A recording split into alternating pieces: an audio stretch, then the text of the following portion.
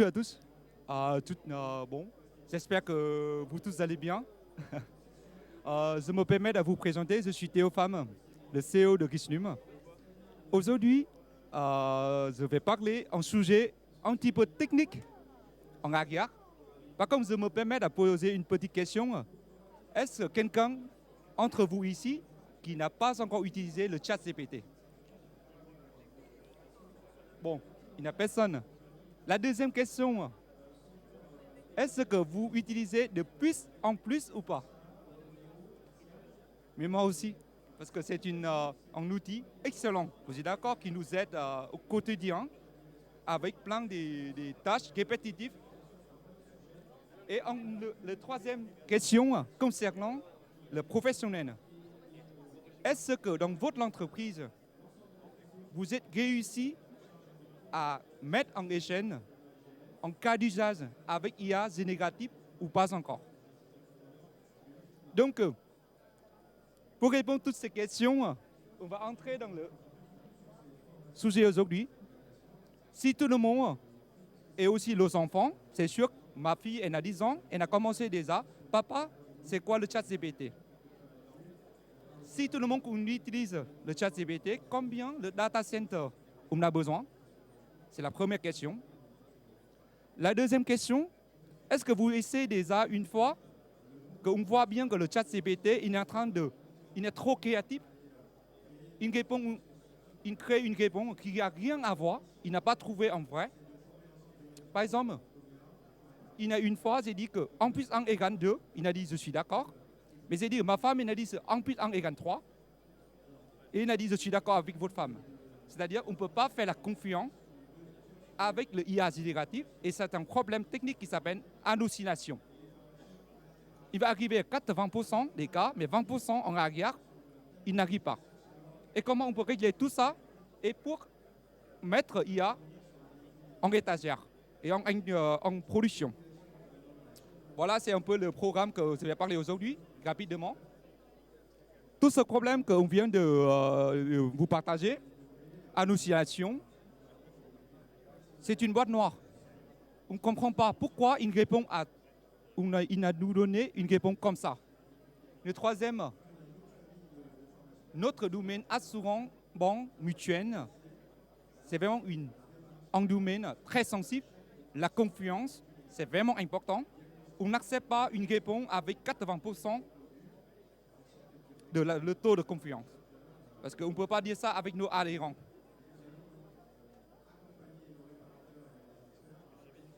On voit d'autres problèmes, c'est lié à des outils actuellement qu'on voit, qui est basé sur des grands modèles comme OpenAI.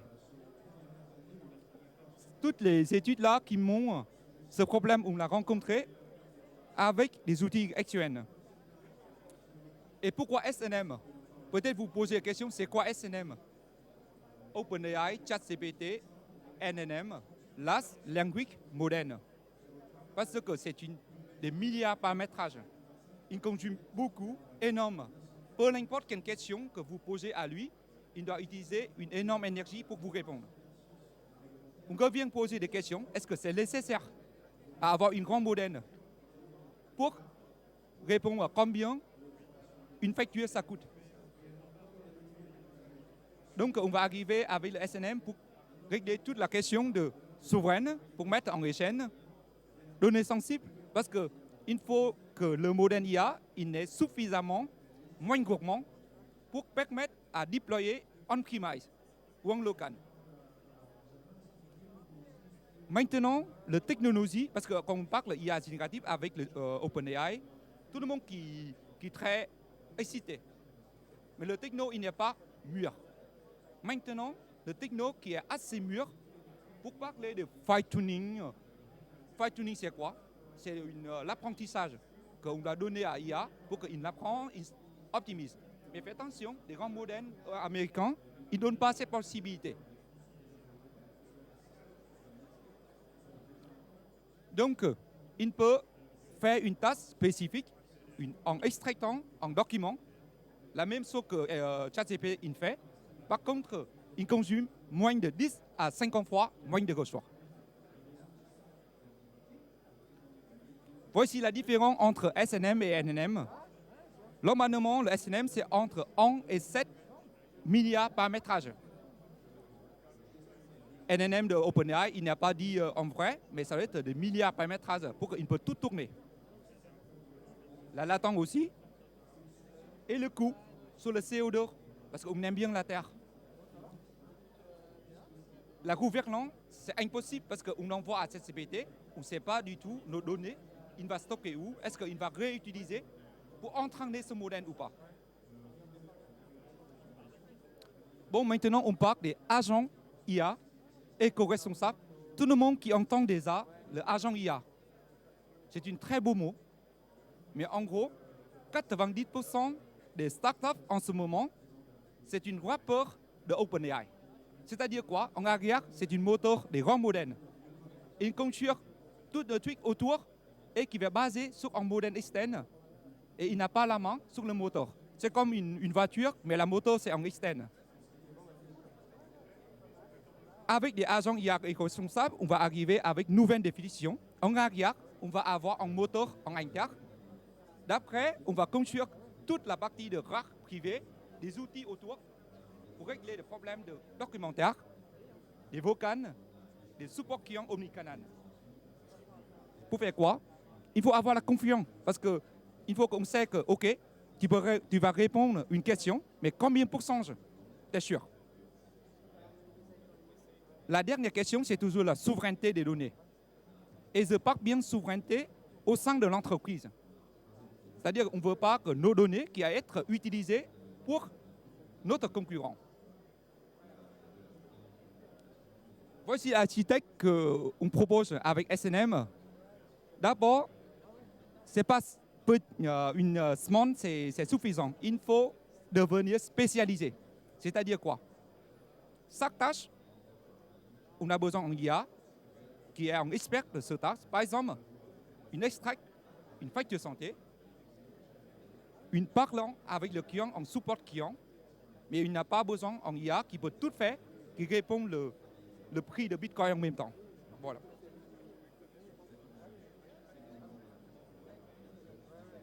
Et il faut que, pour réduire la taille, on va séparer la connaissance et le raisonnement. L'objectif, c'est pour qu'on va augmenter le taux de précision de la réponse en IA. C'est très important parce qu'on ne peut pas accepter 80%. Oui, une exemple très concrète.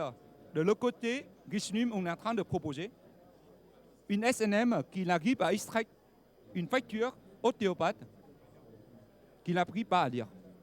Parce qu'il vient en petite mon histoire comme quoi j'envoie une facture ostéopathe à ma mutuelle après 5 jours. Je n'ai pas reçu le remboursement. Mais normalement, je dois être droit à recevoir immédiatement. Avec ça, il peut arriver si, avec un taux de l'extraction qui dépasse 95%. Bon, une petite comparaison de l'autre approche, de SNM, de Richnum qu'on a proposé, à comparer avec des modèles, on connaît très bien Mistral, c'est le champion européen. Bien sûr, on n'est pas là pour dire qu'il n'est pas bien, mais l'autre approche spécialisée, ça donne la différence. On est 6 fois moins en la taille, mais en termes de précision, on est arrivé à 95,5%. Mais ce n'est pas 1,6, hein. Ce n'est pas correct, parce qu'en fait, à 5 ans, à 80, c'est facile. Mais 80, jusqu'à 85% de taux de précision, c'est encore un autre niveau. On compare aussi avec les grands modèles comme Sony, aussi des concurrents traditionnels sur cette tâche. Bon, et maintenant, oui, on va avoir des petits modèles IA, SNM qui travaillent. La question, comment on peut le laisser à travailler ensemble pour régler une cas d'usage concrète. On va vous montrer ici, c'est un traitement, une dégâts des eaux. Souvent, c'est très souvent qu'on connaît dans le monde des assurances. Bon, voilà une petite vidéo. Ça va vous coûter 1 minute et demie. La première agent spécialisée en vocal. Il discute avec le client pour permettre à récupérer toutes les informations de dégâts des eaux qu'il a, c'est lui.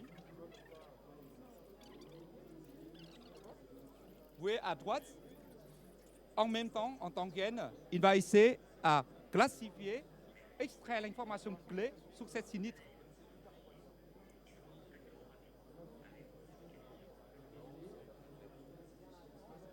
Et en gros, vous voyez, c'est l'agent 1, agent 2, agent 3, 4 et 5, pour que vous voyez que chaque agent a une tâche spécifique. Et maintenant, le client, il envoie ses photos de dégâts des eaux. Et bien sûr, il va passer le travail à un deuxième agent qui permet d'analyser des photos envoyées par le client, estimer tous les coûts de travaux qu'il a à partir de ces photos. Voilà. Donc, il est spécialisé sur l'analyse des photos. Et on passe au troisième agent. Maintenant, il doit également analyser toute la partie couverture et à la quatrième qui calcule maintenant les dommages. Ça va coûter combien? Il fait la référence sur les dégâts des eaux, la même cage sur l'Internet. Et bien sûr, on va arriver à la dernière qui gère la communication. Voilà. Et bon, on arrive à traiter, automatiser un traitement, ça va nous coûter entre 3 à 6 mois, qui devient des minutes. Et ça, c'est aussi une efficacité qui montre. Bon, vous avez dit que oui, c'est en démo, c'est en vidéo. Mais ça, c'est des cas d'usage qu'on a déjà mis en place en production. Ça fait déjà 6 mois dans une mutuelle très connue qui vient de gagner un appel d'offres de PC. Le DSI qui présente devant le ministère de l'Intérieur pour dire que on a un IA qui s'appelle Bertrand, qui fonctionne sans Internet, qui permet à vous rembourser dans moins d'1 minute votre facture automate. Et avec une ROI énorme. Bon, en gros, avec cette approche, on va régler tous les points de douleur des grands modèles qu'on a en ce moment. D'abord, souveraine totale. Une sécurité technique, une conformité, parce qu'ils sont tous en premise. On sait à tracer de bout en bout comment de données qui est envoyé. Et à la dernier mot pour les synthèses. Les SNM spécialisés apportent la précision utile et au meilleur coût avec une empreinte réduite. Les agents IA et responsables sont prêts pour les chaînes et la conformité. Et ce que les a justifié avec un des premiers nos clients en production. Si vous étiez à aller à voir, on est juste à côté Guisnum. Et on est avec grand plaisir pour vous accueillir avec notre vice-président, M. Guillaume Sarkozy, il est présent aujourd'hui. Et ce soir, il va parler également de l'impact de l'IA, pas simplement technique, mais aussi dans le point de humain et aussi dans l'organisation. Voilà. Merci beaucoup à tous.